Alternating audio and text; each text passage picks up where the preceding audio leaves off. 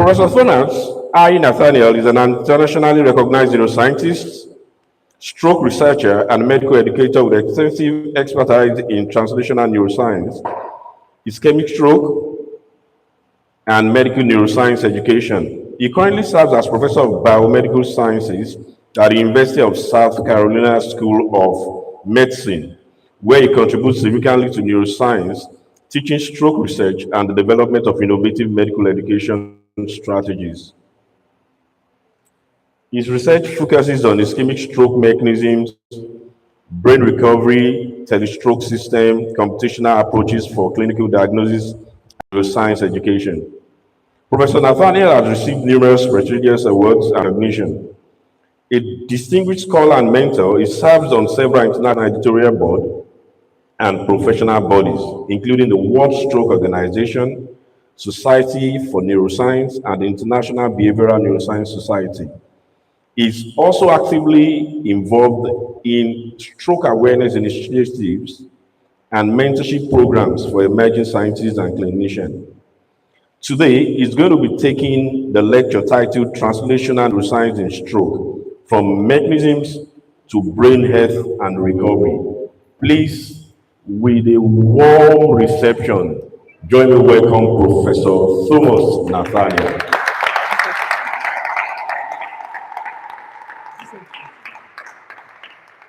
Prof, you have the floor, sir.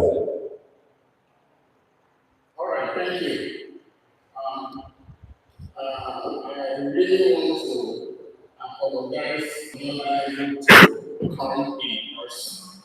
That would have been meant a lot today, and the opportunity to meet a lot of people. No, don't worry. I want to apologize for that. I'm just going to go straight to the conversation today because. Good morning, sir. Fine, very good, sir. Thank you, sir. Don't see load for me.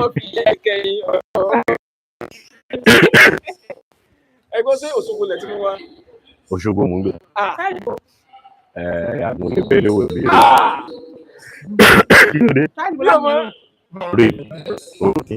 Oroki. Àbólẹ̀ ṣe gbé wájú yìí. Oroki kan náà, Oroki school yẹn. Phase 2. Ní bí rave. Ní rave náà láti ṣe ọ̀rọ̀ kí ló kọ̀ rẹ̀ nígbà báyìí ọwọ́ yìí. Àbọ̀dọ̀ tó yẹ ká ti wá ríra tó kí ní Austin lè wà. Mo máa ń gbàgbé dáadáa. Okay, èmi lọ community meeting lẹ́yìn. Nǹkan tó bá fẹ́ ṣe tí n bá ti gbọ́ tọ̀kílì tá a bá lè dá sí.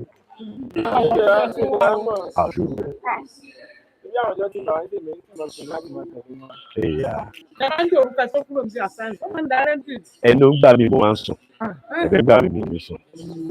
Àwọn ilé gbé. Mo máa ń deny usually. I máa ń deny you. During normal time ẹ̀ ní rí nǹkan ṣe 4 to 7 gan tí mo máa ń plan pé máa rí nǹkan ṣe àwọn èèyàn tó wá disturb me so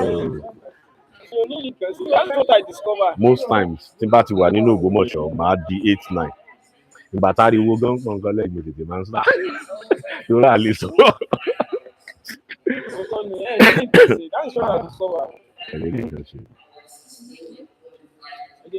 Abodi, do, wele, yeah. Era sa. Sa? Ṣé department? Ó kàn bẹ̀ ṣe pé ọ̀dọ̀ wa ló ti máa ń kàn mọ́. Ẹ̀ṣẹ̀ gẹ̀ẹ́jà fẹ́ bà mí jẹ́. Okay. Yeah, how are you? Just give me some minutes. Ó ti kàn bẹ̀ ṣe pé ọ̀dọ̀ wa ló ti máa ń kàn. We are sane people. Àmà fipò ti kàn tó ló kàn. Bẹ̀tà àwọn yẹn wá everyday náà lọ ṣe meeting. Every time they lọ máa ṣe meeting. Every time lọ máa ṣe work. So ẹgbẹ́ next year. December next year. Ló yẹ kó lọ terminal ní kò sí mọ́. Public service.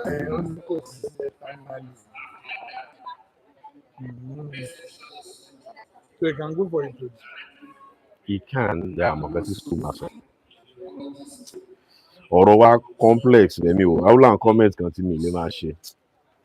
Even ní department, o ò fẹ́ kí bàbá ní. Nǹkan tó mọ̀ máa gbọ́.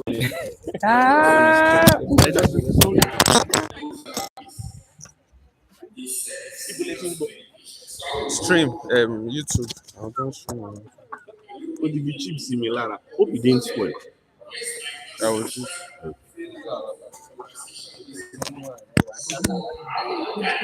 Mechanisms. I won't go to technical, but I will try as much as I can to simplify just those concepts. The mechanism is going to be focused on understanding the stroke biology. For example, what are the other mechanisms? The toxicity within the blood, and how does that aggravate to oxidative stress that leads to neurons being stressed? And then the coming up of neuroinflammation, the destroyer of the blood-brain barrier. And then the final product is the death of neurons, which can be necrosis type of death or apoptosis type of death. So that will focus on the mechanisms. I'm going to keep it very short. And if you have any question, you can just jump in to ask questions. Then thereafter, I will talk a little bit of how researchers move from bench to the bedside, the translational.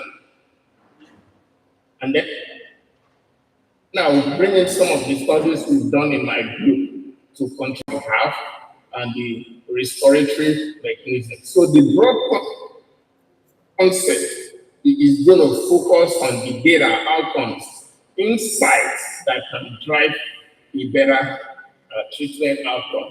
So now going to the mechanisms. Before for stroke to happen, there must be a disruption in the flow of blood. It could be the MCA or the ACA.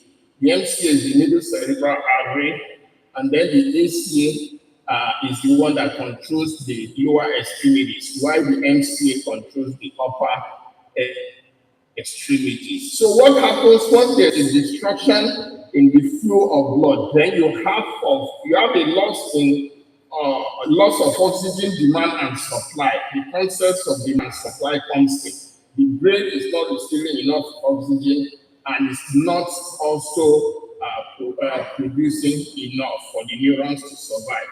And then you have a situation whereby excitatory neurotransmitters, which is the glutamate, being released. And when glutamate is being released, it released in excess. And then you have that drives in the concepts of mitochondrial function, which is the energy production, ATP and ADP are disrupted. And you have your oxidative stress. And once you have that, of course, the end product is death of neurons, which could be necrosis or it could be apoptosis. So that being said, what that does for us is that we now have a kind of interconnected processes that causes injury and expands the systemic condition that you have in the brain. While that is an important mechanism, it also gives us a solution we can do. For example, since we know that the problem is here blocked, then you can restore the perfusion. Experimentally, it has been done.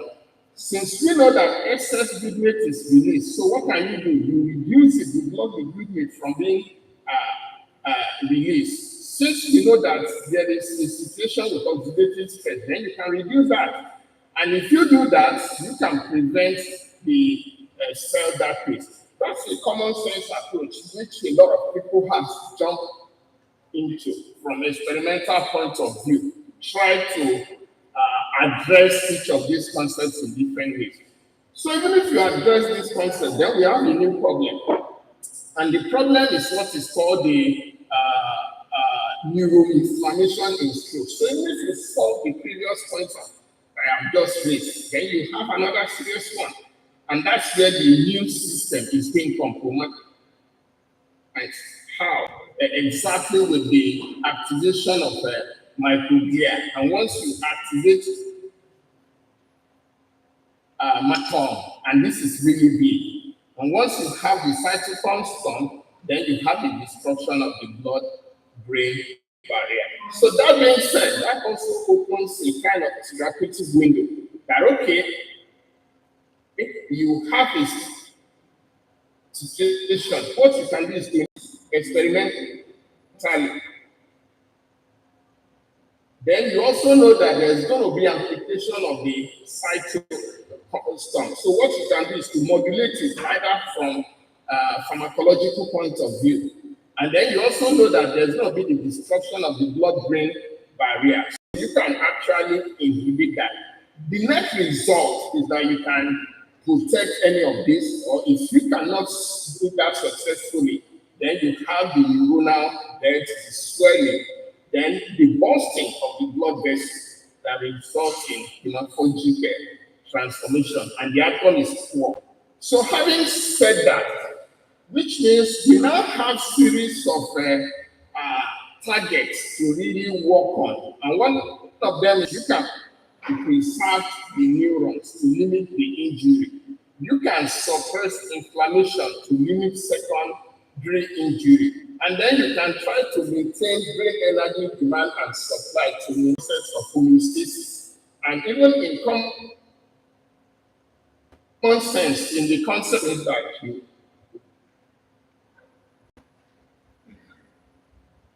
want to buy, but if you don't have enough in the concepts of homeostasis of brain energy demand and supply, and that's very important for the concepts of mitochondrial stability, because a lot of studies have actually focused on that to actually be able to maintain energy substrates within the mitochondria. So having said this, the question now is, with all this, how do you come up with the solution? And the one areas of focus has been in, why don't you look at it from integrated approach? In that integrated approach, you can address the infarction that you have in the brain during stroke. And once you do that, you can actually induce the concept of synaptogenesis so that those neurons, the pre-synaptic and post-synaptic neurons, can recover. Once you do that, that's the concept of rehabilitation in stroke or after the treatment of stroke. In stroke treatment. Okay? Is there any question?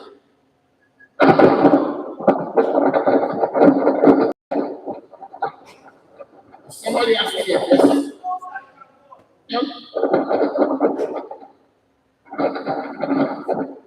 Okay, I guess I was hearing some noise. I thought there was a question. Okay. Can I move forward?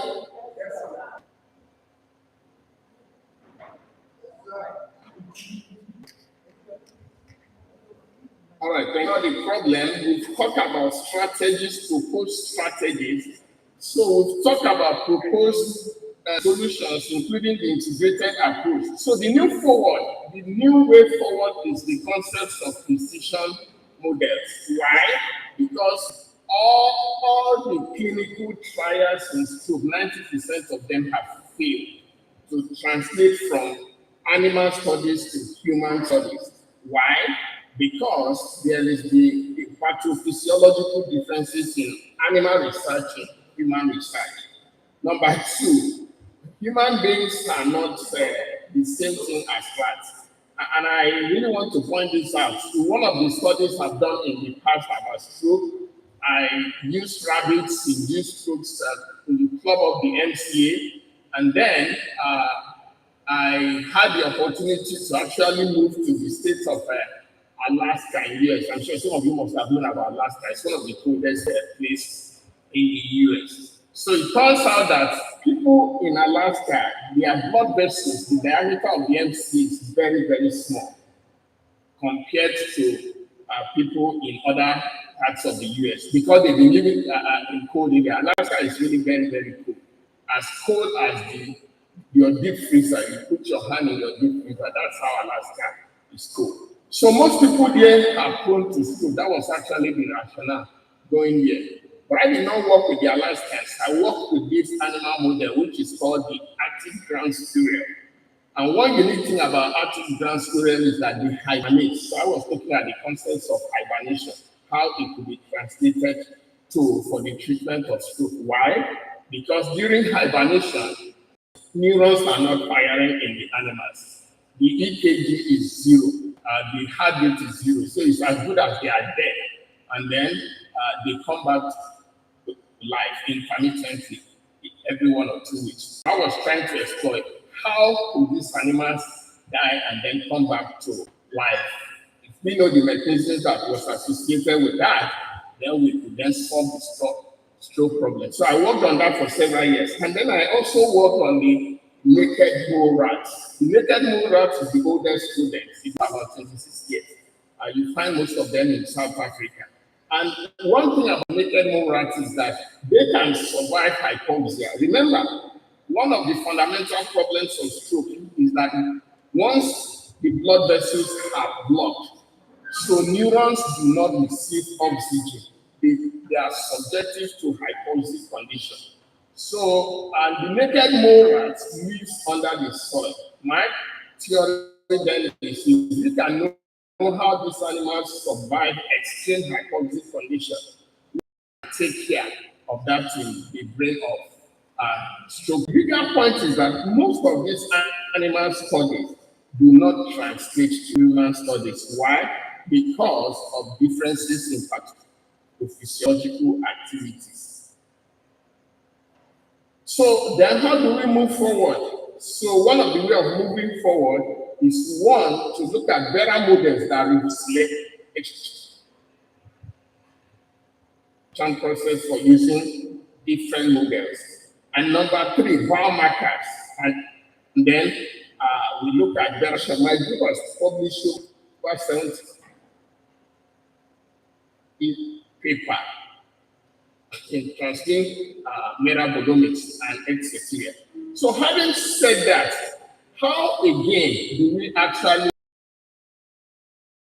the studies we've done in my group is to actually look at the concepts of metabolomics because the era of research has gone beyond just looking at molecular aspects or proteomics or genomics.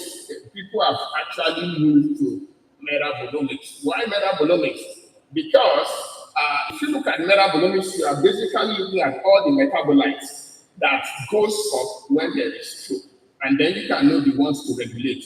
So in my study in our group, we actually use human samples, blood samples of stroke patients. We look at the metabolomics. Then we realize that specific metabolite that goes up is completely different from the one in males and female stroke patients. So that actually makes it very complicated. And of course, we know that stroke severity is higher in females than in males. So we saw a kind of differences in terms of sexual differences, even in the pathology of stroke. And that was reflected in our results, in which we saw differences in the metabolites of male patients compared with female patients. We actually use metabolomics profiling of HPC for the different patients. Also, another thing we have done in my group is, because this is the era of AI, one of the fundamental problems of stroke, especially this part of the world, is number one, most people do not even know if they are prone to stroke or not. But one thing I can tell you is that anybody that is diabetic and anybody that is hypertensive is a candidate of stroke any moment, irrespective of the age. And of course, we know that stroke also affects younger people. In some of our studies, we actually found a 23 years old candidate who was a victim of stroke. I wanted to know how can we predict somebody could have stroke? And there are other predictive models that we are currently working on. One, how can we predict the severity of stroke? We are still looking at that. So in understanding prediction of stroke, we look at some variables. We put in all the clinical risk factors of almost 10,000 patients, including their health conditions, their sex, their comorbidities, and we are able to predict that a particular person could have a stroke at a particular time frame.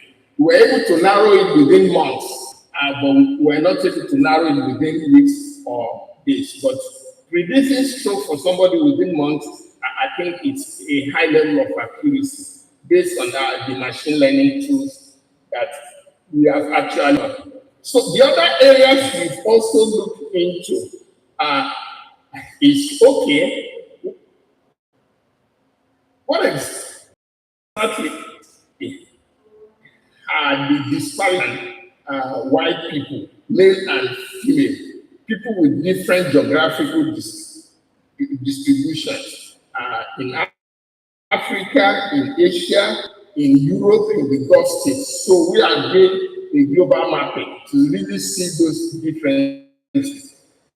And in Nigeria, we've also done some studies as well. We're able to publish almost more than 40 publications along this line. So the other aspect of stroke that we actually also focusing on in terms of translation, which is very common in the US, is telestroke. Telestroke is a situation that you can take care of stroke patients in the rural areas that do not have access to neurologists. So we are able to treat patients in the rural area with virtual treatment without access to neurology. They kind of think, and we look at the efficiency of this strategy that has actually helped us in reducing stroke in some rural areas in the United States. Also, the other aspect of translational stroke that we are working on is in being able to predict the accuracy of the imaging that has been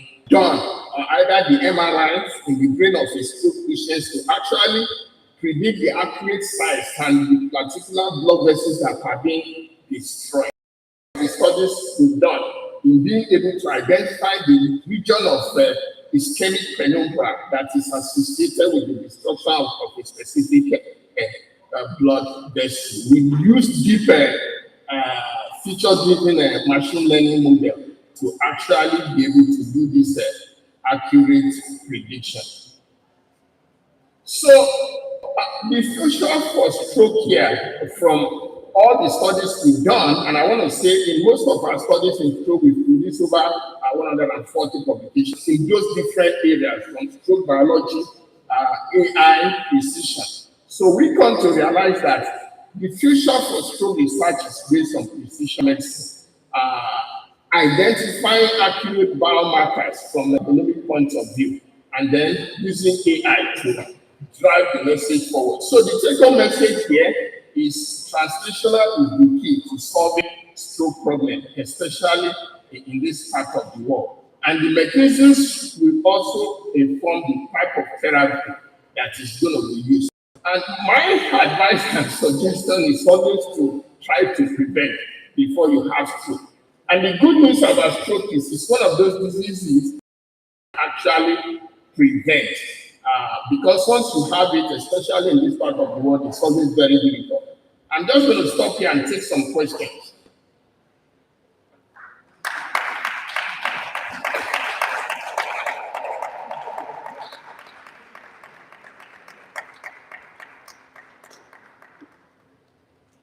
Thank you so much for the impactful lecture, sir.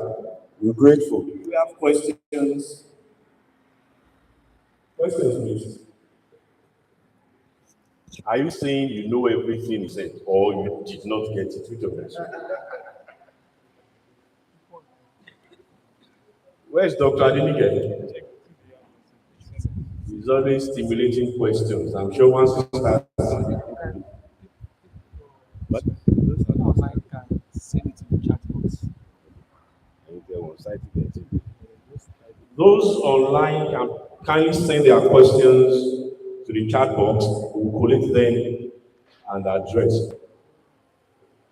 Those on site, do we have anyone with questions or comments?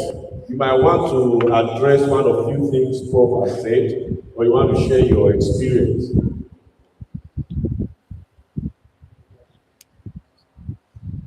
Because today is the last day, everyone is cold.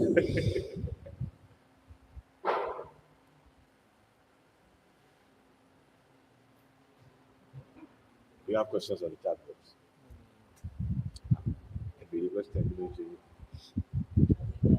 Okay, the woman from Redeemer, right? You? All right, thank you. Good morning, Prof. Yeah, I mean, And thank you for your presentation. And during your presentation, you made it clear that the results that we've been gotten when carrying out experiments in rats would definitely be different from the results in humans. And there's quite a gulf between both systems.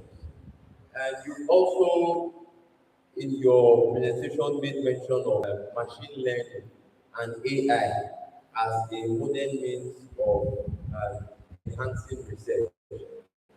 In your opinion, is AI a good platform to sort of bridge that gap between rats and humans? Let's say, for instance, that you carry out research using rats. Would it be possible to impute that data into AI and AI would, or machine learning, and that platform will give you, to some extent, an accurate picture of what would contain in humans? Thank you, Prof. Thank you. That's an excellent that's an excellent question. So, one thing I really want you to know, uh, there is a lot of dynamics in technology, and your generation is fortunate that you came into research at the time of AI. When people like us were doing masters of study, there was no AI. So AI, it doesn't mean that AI can bridge the gap between animal studies and human studies. Keep in mind, wherever you are doing with AI is prediction. You are predicting. So what AI does is it gives you a level of accuracy different from what we have been doing before. You know, in the past, all you do is you identify some genes in rats that you severe the MC or AC, and of course you induce stroke in rats, and the genes you see, you come with a story that maybe these genes can also be studied in human to improve the care of stroke. So what AI is going to do is to take those genes that you have reported in your experimental approach and then use it to do a rigorous computational analysis in terms of prediction. So what it does is it increases the level of accuracy, but it's not 100%. So that's what AI does. And this is the time, whatever research you are doing right now, my suggestion is you have to start moving it into computational aspects before you can really increase the level of accuracy in your findings. And even in most labs right now, whatever stuff you are doing, you still have to put some level of computational aspect in your research. So my response to you is that AI is not going to solve the problem, but it's going to increase the level of maybe, let me say, reduce the error that we currently have and increase a little bit the efficiency. Thank you, sir. I think we have a question on the chat box also, sir.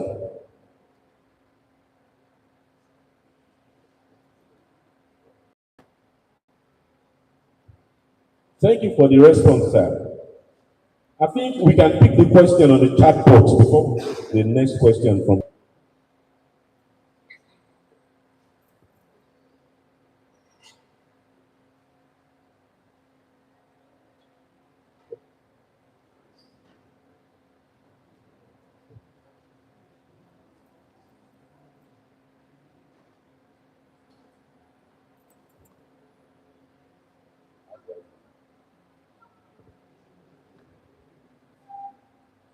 All right.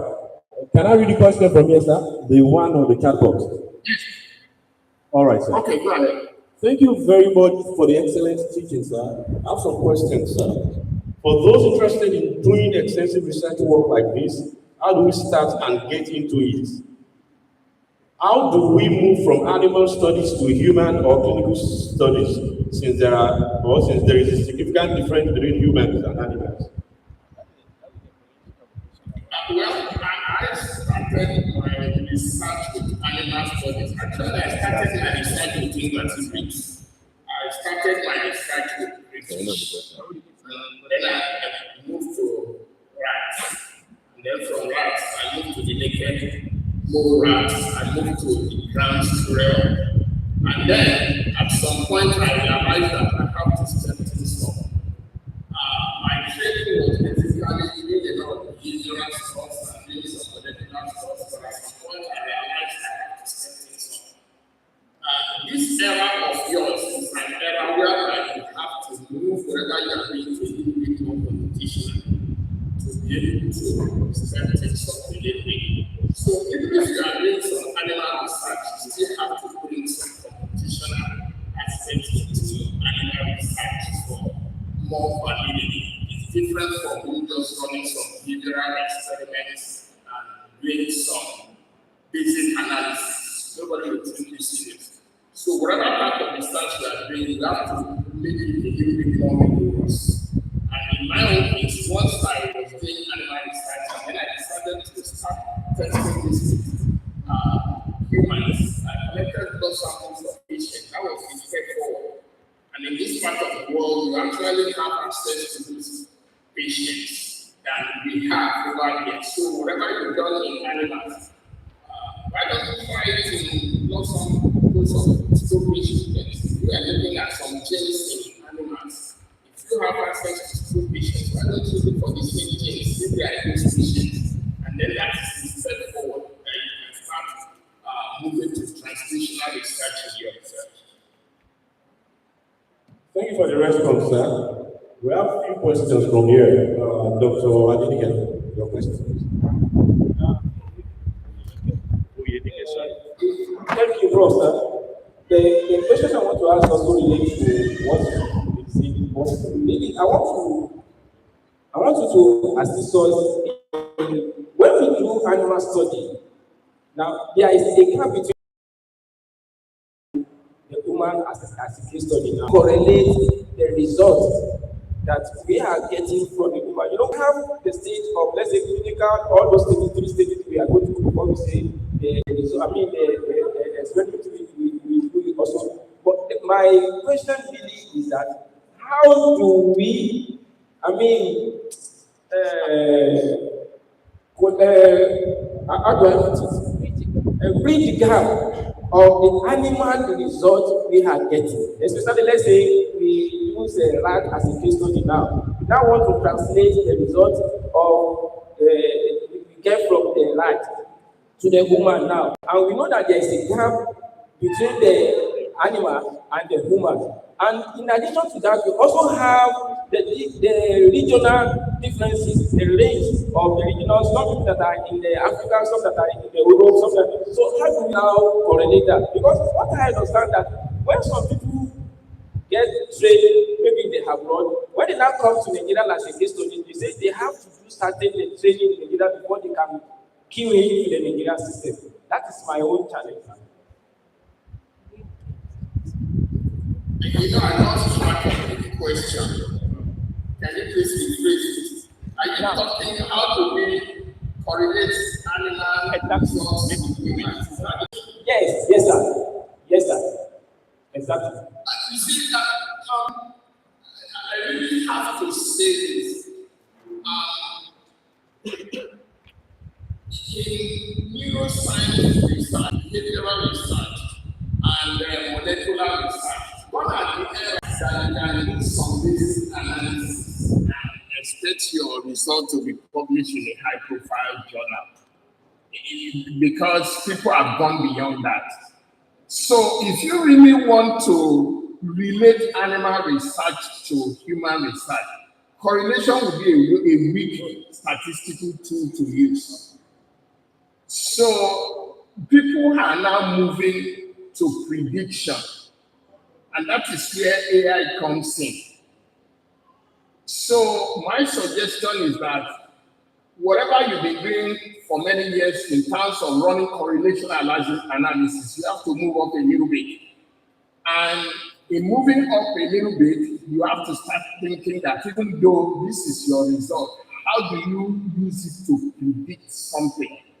And when you are talking of prediction, the basic aspect is logistic, multiple logistic regression can give you that. But you can move to RF, or you move to AI. That is the direction of things right now.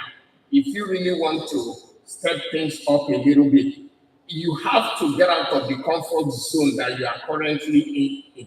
It could be very challenging. It is always very challenging. But I can assure you, once you step into it, it's going to be a new comfort zone in which you're going to really be very happy. Because with AI, there are a lot of things you can play around with, even in the basic science research that you have. The first rule of the game is to start thinking innovative. How do I equip my skill in AI or data science? That's what should be going into the mind of every biomedical science researcher right now.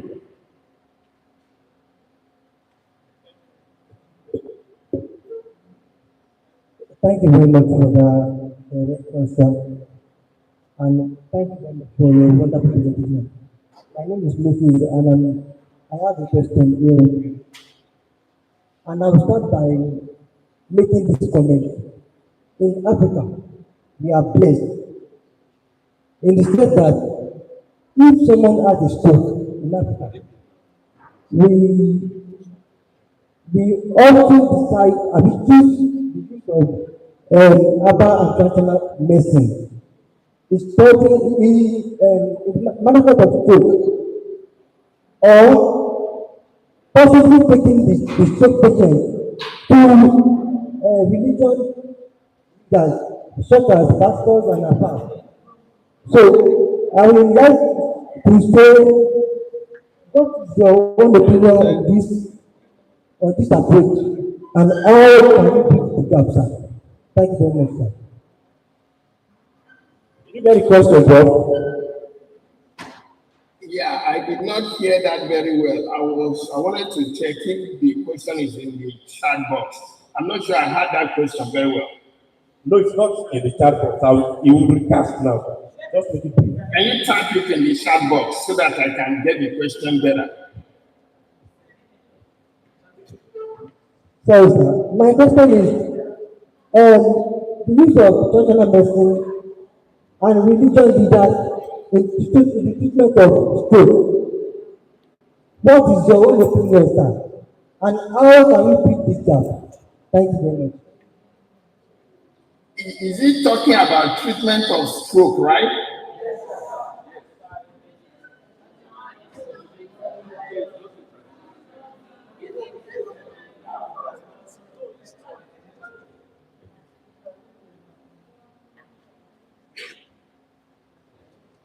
Yeah.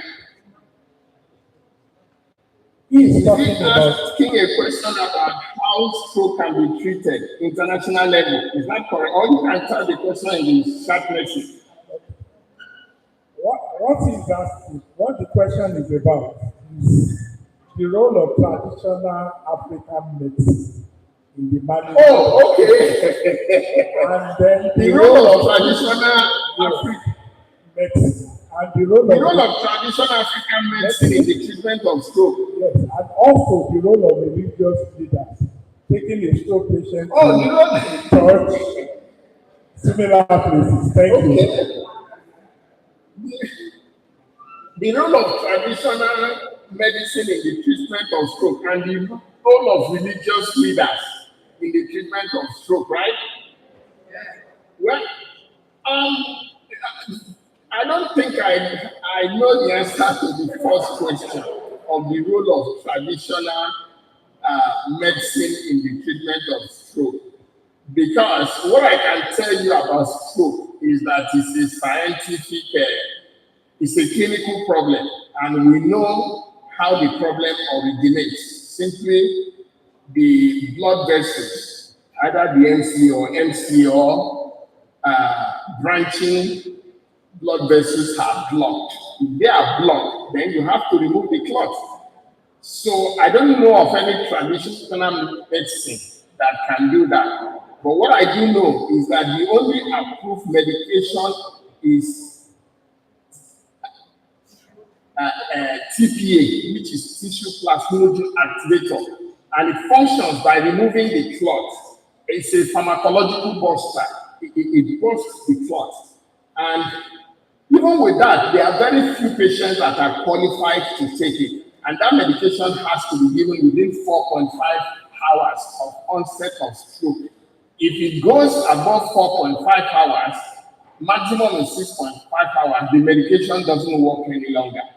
The option is surgery. That's what is done in the Western world. In this part of the country, as of 2014, I know youth has access to TPA. By then, it was like $500,000 per dose. That's why one of the fundamental problems you have in Nigeria right now is if somebody has stroke, you take him or her to the hospital, they do not have access to TPA. And that's the reason they put him on aspirin, which is a blood thinner, which does not really solve the problem. That's that's the science behind stroke, and that's the science behind the medication for stroke. The modified version is TNK, which is an advanced form of TPA. So I don't know of any herbal medicine that can perform that function. So that's the reason I told you I do not know the answer to that question in terms of traditional treatment. So the other part of your question, the religious leaders in stroke or in the care of stroke. What I can tell you is that in the US, there are church organizations, there are church activities. In some churches right now, they actually, American Heart Association donated hypertension machine, glucose machine to the churches. If you go to some barbing salons, they also have some hypertension measurement of blood pressure machine, right? So that after service, people can take their blood pressure, and those who have diabetes can take their glucose level. Once they know that your glucose level is going up, your hypertension is high, your BP is high. Of course, you know those two factors is a straight bullet for stroke. And then the church can call your primary physician. That's the only way I know the role of religious organization in the care of stroke. But in this part of the world, I do not know how they contribute. I'm sorry if I do not answer that question the way you expected me to. Thank you, sir. I think we'll take the last question, sir. Thank you. My name is Olakunle Anola. Now, my question is, I'm curious. You mentioned the research that you conducted in Africa that showed some differences in the lumen of blood vessels that supply the brain in the populace. Now, we know that blood pressure measurements, what we are really measuring is the resistance in the walls of the vessels. That is what we are actually measuring. One other thing we know, we have observed, is the changes in the response to antihypertensive agents, depending on the weather. Especially during the Harmattan period, we have noticed that a number of patients, it looks as if the normal dose we are maintaining them on, is actually not enough to bring down the blood pressure at the brain. So, I want to ask, the Alaska study, Did you try to know what was the underlying cause? Is it genetics? Is it epigenetics? Or does it have anything to do with nutrition? Because I think that considering the fact that there may be extreme cold weather, there we have areas here where whether it is hot, maybe we could also find some changes, some changes in our own populace. Thank you. Yes, you see, my study in Alaska was during my cold. That was many years ago. So actually, we did not, our study did not result that the Alaskans, the diameter of their blood vessel is smaller. Other studies actually reported that, and that was the reason they gave us the grant to go there and find out why their blood vessels is smaller. But at the same time, it's possible the weather may be a big factor because the weather in Alaska is as cold as the deep freezer. So we did not actually study that about their diameter. What we focus on the naked, the Arctic ground squirrels who survived the extreme condition. And the EEG is zero, no neuron is firing, EKG is zero. So for 2 weeks, they come back to life. Our interest was on the mechanisms that allowed them to go into hibernation, into a state of torpor, and then come back to life. So to your point, yes, there are a lot of factors to contribute to the small diameter of their blood vessels, but that was not our focus, and we were not the group that actually studied that.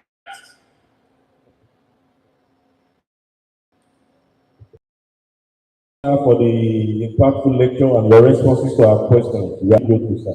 Thank you so much. And we hope that in our mission maybe 2027, you would gladly grace our Neuroscience Harmattan School.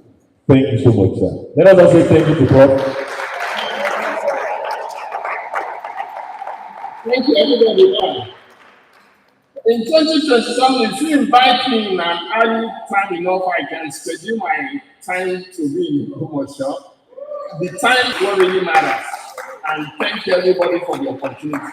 Thank you so much, sir. We appreciate you, sir.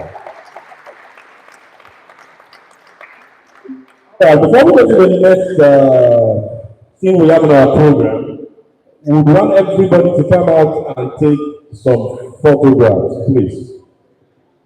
Don't disappear from there. We take some photographs and we come back for our capstone and abstract presentation.